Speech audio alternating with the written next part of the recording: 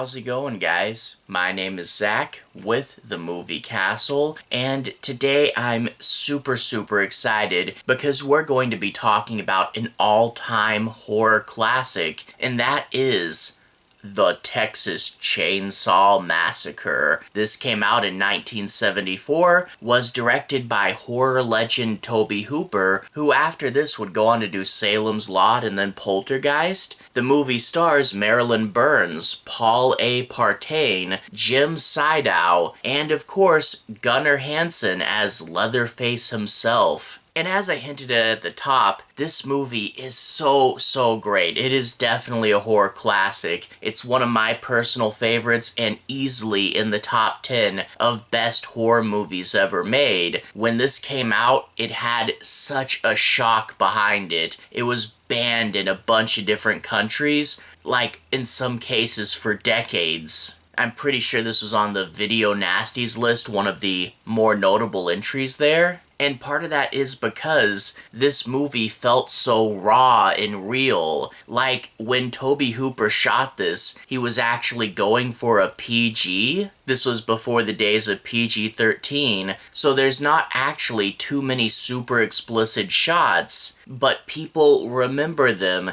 despite them not actually being in the movie, which I think is super interesting. People remember gore that they didn't see because they're so pulled in and so invested. I mean, the country was still reeling from the reveal of Ed Gein's crimes, and the idea that you could go to a house in the middle of nowhere, step inside and find it full of feathers and human bones, and some of the bones would be put into like little statues, and then you'd find out it's not abandoned. There's a guy living there with a human face stuck onto his face as a mask. That is such a super creepy and bizarre idea, but still remains within the realm of possibility. So many people thought the Texas Chainsaw was based on a real story, especially with the way the movie opens up, a cold opening narration by John Larroquette of all people. And it really sets the mood. It really presents itself as a true story, and you can't help but be pulled into it. And there's really such beautiful cinematography here. Like, this is 1970s shot on film at its finest. The film's a little bit faded, but you still get all those rich colors, and the way that it does contrast, especially in the shots with the sun in it. The way this movie is filmed, you can feel the dirt and the grime. You can feel the Texas heat and the sweat on your skin. You're there, and that adds to the realism, and I absolutely love this movie. But it's not just the feel, it's also what the movie has to say. This is a movie about a family who is already ostracized quite a bit. They're in the middle of nowhere, and they have a job that most people don't want to take. But what happens when the world moves on? When you're told all your life, slaughter,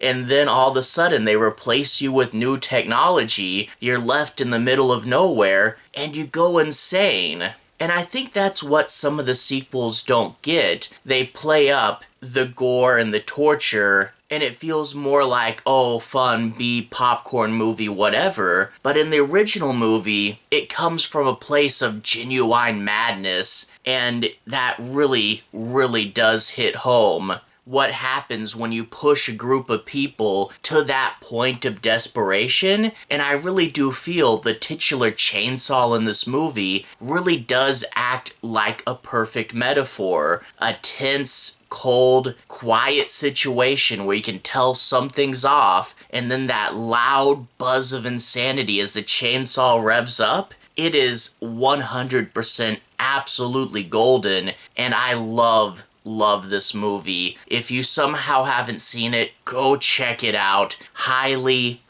recommend it. Top 10 horror movies of all time for sure. But anyway, that being said, I do want to take a moment and break down and analyze a few bits. I won't be ruining the end, but from here on out, let's take a bit of a deeper dive. We open up pretty slowly, actually, and I really do like that this movie gives us time to build the atmosphere and really simmer on it. we get the opening narration, this text, and it talks about how the Texas Chain Saw Massacre was one of the most bizarre crimes in American history, and how most of these kids are going to die. And even if they had lived a long time, they still would have never forgotten this day. And then we move on to a scene with a graveyard. We hear news footage about how some of the bodies have been dug up and desecrated. And every now and then we see flashes of this thanks to someone taking photos with their camera. And we get the absolutely iconic TCM camera sound effect. But it slowly takes its time, it bubbles, it lets us sink into this world, and then we meet the main characters. They're driving in the middle of nowhere in their van like it's Scooby-Doo or something, and our main girl is Sally, and her brother Franklin, who's actually wheelchair-bound, and I have to say, I absolutely love Franklin as a character. Him being in the wheelchair, it's harder for him to get around, and his friends sometimes try to help him, but every now and then he gets left somewhere, he has to really fight to be brought along, and when something bizarre happens, he's the most likely to talk about it honestly, and I really do feel like he's the most aware of his situation out of all the characters, and he does get a good bit of humor out of it. Franklin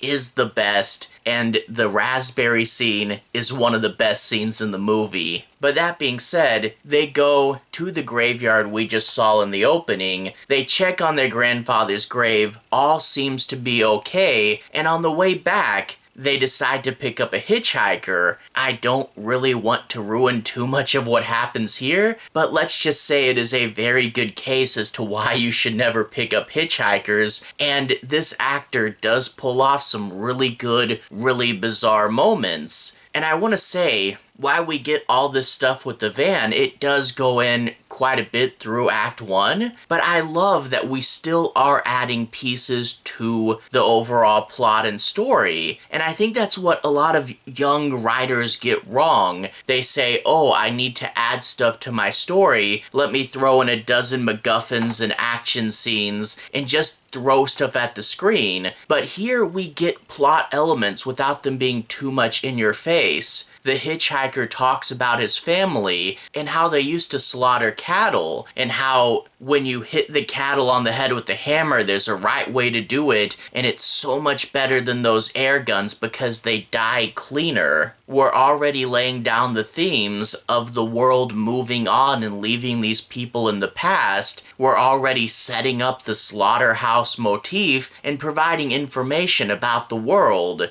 And we also find out that Sally and Franklin's family used to be in the business as well, but they've left it on. Our antagonists are trapped in the past, and our main characters have moved on with the modern world. That is important. You also get the character Pam reading her astrology and talking about all the bad signs in the air. There is so much ominous setup here. I absolutely love it. But anyway, they eventually, after a few iconic bits, leave the hitchhiker on the side of the road, and they stop by the gas station only to find out they are out of gas until the truck comes this evening. What are we to do? Well, how about we go visit the old family home and explore it for a while, which is a really cool setup. The idea that this was, I think, your grandparents' home, and it's completely abandoned and run down, a place you knew that's run down, but also just the generic cool feeling of exploring an empty building, we're in for a really good setup. But two of the characters decide to go off to a local swimming hole to pass some time that way when they hear the noise of a gas generator coming from one of their neighbors, and they wander into what appears at first to be another abandoned house, but again, we start to see the signs. And I really do love the two-house motif. As I said earlier, one house is abandoned because this other family has left this life, and the other house looks abandoned, but people are still there, pulling it together, trying to make it work. And when they go in, when they see these bizarre things, when they see the bones all over the ground, and there's like a room full of feathers with a chicken suspended in a cage, it is so bizarre. and you kind of want to scream at them, quit exploring this place, there's no good to be had here. And the way the camera just does slow pans to reveal more and more crazy stuff. Again, omen, omen, omen. We are building up to something super intense, and we'll eventually get to meet Leatherface there. Leatherface finds strangers in his house, and he winds up killing them. And I have to say, I really do love the character of Leatherface.